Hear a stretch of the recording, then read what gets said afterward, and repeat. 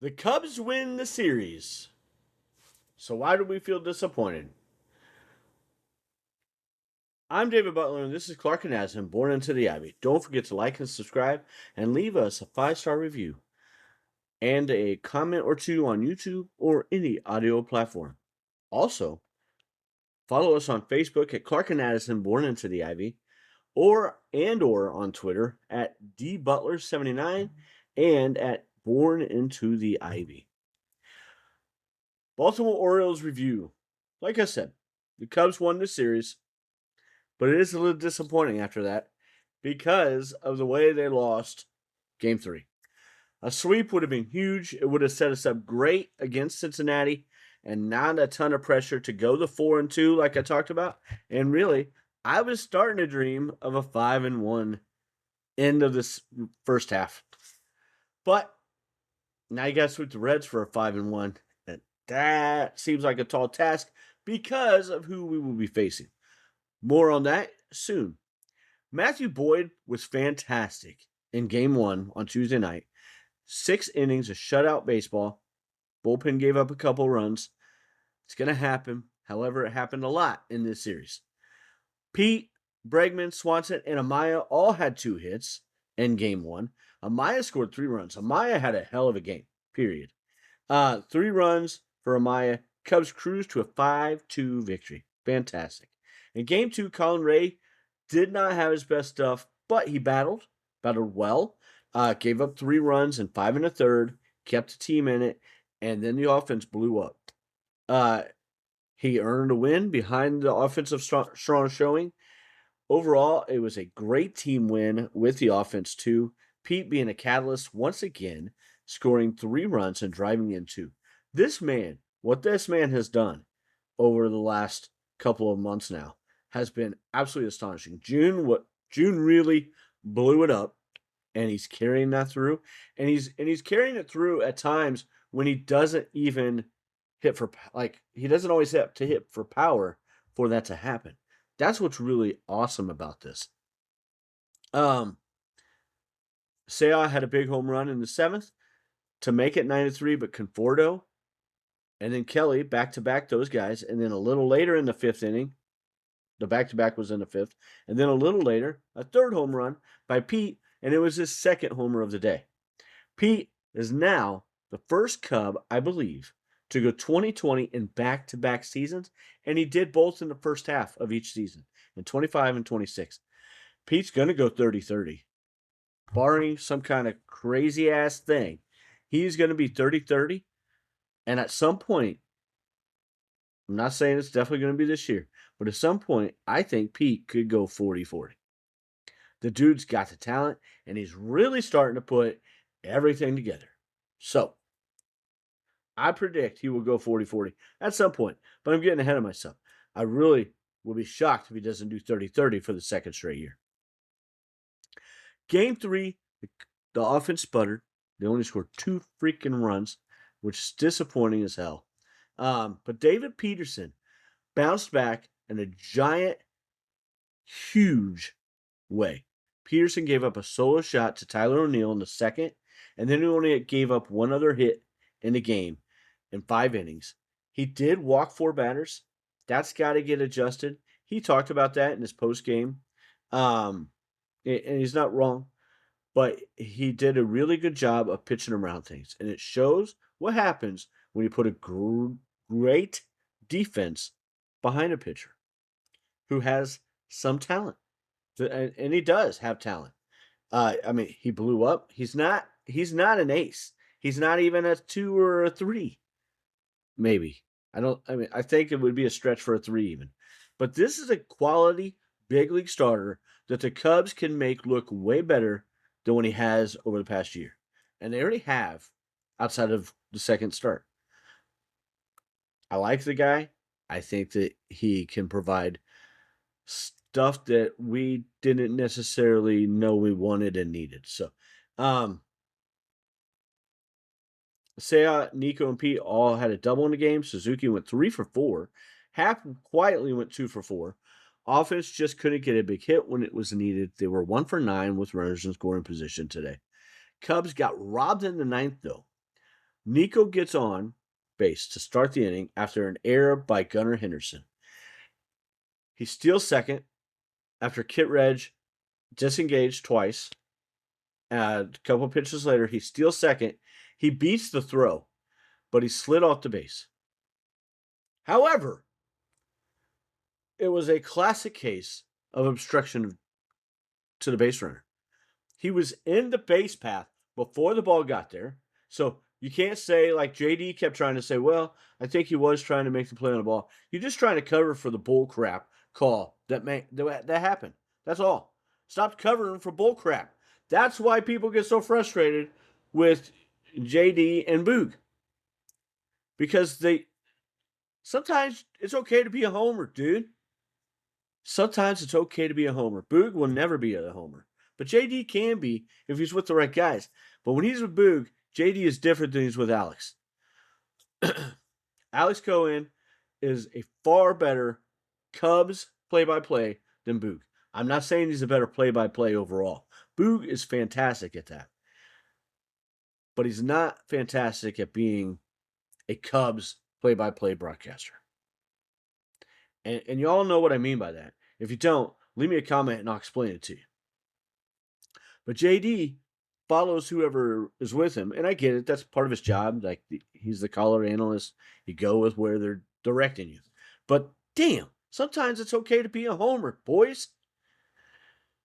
So they called him out. He was also pushed off some by Gunnar Henderson. Like, you could see why he would have been called safe looking at that. But the obstruction was clear-cut case, and why that's not something that they look at when they review is bullcrap. And it's just bullcrap, period. Tell me I'm wrong, because I'm not. But I'm going to leave that alone now. Oh, and then Ian Happ gets a single, infield single. So it would have been first and third, nobody out. You tell me we wouldn't have scored then? It's not the sole reason we lost that game, but it was our chance to win and to tie and maybe come back and win after we had given up 2 in the bottom of the 8th. That's the reason we lost. The bullpen again. The bullpen, and how many innings was it? 8 runs and 9 2/3 innings this series by the bullpen. That's just not okay. I understand that the bullpen is not solidified. It's not. I know that there's a lot of issues with the bullpen right now. But come on, guys. We've got to do better than this. Just got to. Rolison, Ferguson, Theobar, and Pomeranz all gave up those 8 runs throughout the series. Not in one game. There are only 3 more games left before the All-Star break. And we will play Cincinnati in Cincinnati Friday, Saturday, and Sunday. Woo, let's go. We will preview that here in a few minutes. However, a few notes. MLB draft will be this weekend starting Saturday at 1 p.m. Eastern Time. The rounds on Saturday will be rounds 1 through 4, and on Sunday will be rounds 5 through 20. The Cubs have 21 total overall picks. On Saturday, they will have 5, I believe. Yes, 5. Their first round pick is pick number 23, and then they will have 62, 75, 98, and 126. They also have pick 159 in round 5. So they have 6 picks in the top 159, which will be huge. That's going to be another part of adding to the farm system, restocking all that. I think that some of those guys are going to be going, not necessarily the guys being drafted, but that's going to happen, folks. Otherwise, we can kiss the whole thing goodbye because this pitching is just not good enough. Starters or relief. It's just not. And it has to get better, and we got to push other guys back into positions where they're comfortable. I think Jacob Webb is the only guy who's in a position that he's not normally that looks somewhat comfortable. Rolison is starting to look uncomfortable at times the more he's kind of been counted on. I love the guy. I think that he is a solid guy. It's not the first time that he's had a rocky road and he found his way back. I think that will happen again. But it's been a bit rough. It's been a bit rough. Like Theobar and Pomeranz, if we can have those guys as like 5, 6 inning guys, 5th or 6th inning, maybe 7th at the most, That's a great thing. Rollison, if he can be the 7th, 8th inning, Webb can be the 7th, 8th inning. Put Maton in the 5th, 6th. And when he comes back healthy, those are good spots for these guys. We need to add a guy like Kittredge, Andrew Kittredge. It would have been great if we could have come away from that series and he could have come along with us, because I loved watching that guy pitch last year. He did a fantastic job, and I would love to see us try and go get him again. There seems to be a good rapport with the Orioles that Jed had, and because they traded him right back, like there was some kind of agreement with that last year at the end of the season, and which was fantastic. So hopefully that was kept, and maybe there's a chance we could go get a guy like that again. But I think that we need a big guy too. But we need probably 2 additions in the bullpen, and I still think we need 2 additions in the starting rotation. I got off on my from the draft. So back to the draft, folks. I apologize. Players connected to the Cubs in some mock drafts for their first pick, number 23 overall, include Aiden Robbins, outfielder from Texas. That was via Fangraphs mock draft. AJ Garcia, outfielder from Virginia, via Sports Illustrated's latest mock draft. Hunter Dietz, a left-handed pitcher from Arkansas, via Bleacher Report. Mason Edwards, a left-hander from USC, via ESPN. And Daniel Jackson, catcher from Georgia, via Baseball America. I think that they're going to end up going with a college bat because that's what they do a lot. I don't think that there is a clear-cut pitcher that's going to be available when they pick that makes sense to use and draft that player in the first round, even though we really need Go, Cubs, go! the pitching. Because Jackson Wiggins is really the only high-profile starting pitcher in the organization right now, and the dude can't stay healthy. There are a few guys that I think could grow into that. Caleb Wing is one of them. And I talked about those guys before, and we'll talk about them a little more next week probably, but as we get ready for the second half. But there's not a clear-cut guy. Like, they could use a huge talent guy like that. Hopefully they get an ad pitching in the second and third round. But I think that the safe bet here is to go with a college bat. A Daniel Jackson would be freaking awesome. I have no problem with an outfielder. We need outfielders too. I mean, and we need guys who could end up getting traded. Who knows what happens with these picks? But we need an infusion of more minor league talent and young talent to go into the minors. And some of those guys will be to replace guys who get traded because we are in the thick of it and we do need more pitching. The offense, if they continue to do what they didn't do today and play like they did in the first 2 games, will need better pitching to complement it if we want to go anywhere. So, I'll shut up now about that. And we'll talk more about it later. But just to give you idea of guys who might be drafted with that first pick, and then watch for, and I will break it down after the draft early next week. So the Futures game will be played Sunday at noon Eastern Time as part of the All-Star Game festivities in Philadelphia. Cincinnati Reds preview, final preview of the first half. The Reds come into the series at 42-49, 15.5 games back, 9 back of the Cubs. They are playing like a different team than when we played them last. They are 3-7 in the last 10. They're currently playing right now. Let me see what the score is there. Sorry, it's taking a minute to load up here. The Cincinnati Reds are done. I apologize. They lost 1-0, so they are now 42-50. Brady Singer pitched a good game. That's a shame for him, but their offense is just hasn't been there really all year. The pitching was really good, and then the pitching's faltered some. Sorry. Hunter Green is back, though. He did not have a good first start.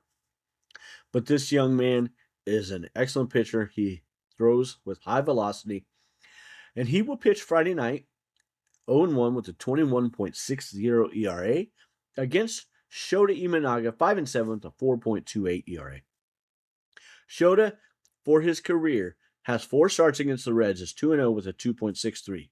Hunter Green, though, has 9 starts against the Cubs, 5-1 with a 3.38 ERA. On Saturday, we got Javier Assad, 6-1 for the year, 4.15 ERA versus left-hander Nick Lodolo, 3-2 with a 4.68 ERA. Hunter Green, Assad, 9 games, 6 starts, 0-2, but has a 3.19 ERA against the Reds. Lodolo is 9 starts against the Cubs in his career with a 2.2 ERA, or 2-2 record, and a 4.63 ERA. I was a little surprised at how high his ERA was against us, so that gives me a little bit of hope. I think we could take 2 or 3 here. Before I tell you the last game, I am not excited about Sunday's matchup. I said that I think last episode. Sunday is Matthew Boyd, 4-1 with a 3.41 ERA against Andrew Abbott. This has nothing to do with Boyd. I think this is going to be a pitcher's duel. I hope. Abbott 5-5 with a 3.92 ERA for the year, but he kills the Cubs. He's already shut us down once this year. Boyd 1-0, or in one start, is 0-0 with a 9.00 ERA. I was at that game last year when he pitched in that game in Cincinnati against the Reds. He went 4 innings, gave up 4 runs in the first. I mean, it was a disastrous first inning. And then the Cubs came back, and I was there with my buddy TJ, and I hope he's watching this, and he's like, I hate you, because he should hate me, because I gloated in that man's face because the Cubs came back, and that was Pete's big game when he hit that long, towering home run and hit the flagpole, and it was freaking awesome. And TJ cried. He literally cried. I'm just kidding. He didn't really, but he might as well have. So, TJ, leave me a comment because that was funny. Andrew Abbott, though, in 8 starts against the Cubs, is 3-1 with a 2.23 ERA. And that's not it. Listen to this crap. His first start of his career, or his first year in his career, he had 2 starts against us with a 4.66 ERA. That's factored in that 2.23. Since then, he had a 1.80 ERA in 24, a 1.88 ERA in 4 starts last year, and he's got a 0 ERA in 1 start so far this year. This dude owns us. In 8 starts, 6 starts of those 8, he's had 1 run or less against us. 3 of them have been 0 runs. This man owns the Chicago Cubs. They've gotten to him twice with 4 runs, once last year. So it can be done. But it's going to be hard to do, and we need to win these first 2 games, frankly. The Cincinnati Reds are led offensively by none other than Elliot De La Cruz, J.J. Bleday also. De La Cruz has an 837 OPS, Bleday an 831, Sal Stewart an 822. The dude is legit. And Nate Lowe with a 780 OPS. They also have several Cub killers who are not doing great this year, but could just blow up on us. And Suarez, TJ Friedel, and Tyler Stevenson. Their bullpen has been led by Brock Burke, left-hander with a 3.12 ERA. TJ Antone, I don't know if I said that right, but it's not T and J, it's T-E-J-A-Y. So, a 2.42 ERA, dude has been electric. And Graham Ashcraft, a righty, with a 3.33 ERA. And Caleb Ferguson, southpaw, with a 2.00 ERA. Again, don't forget to follow us on Facebook at Clark and Addison Born Into the Ivy, or on Twitter at dbutler79 and at Born Into the Ivy. I'm sorry. Thank you for watching and or listening to Clark and Addison Born Into the Ivy. Don't forget to like and subscribe and leave us a 5-star review and some comments along the way on YouTube and or any audio platform. Have a great day, and let's go Cubs.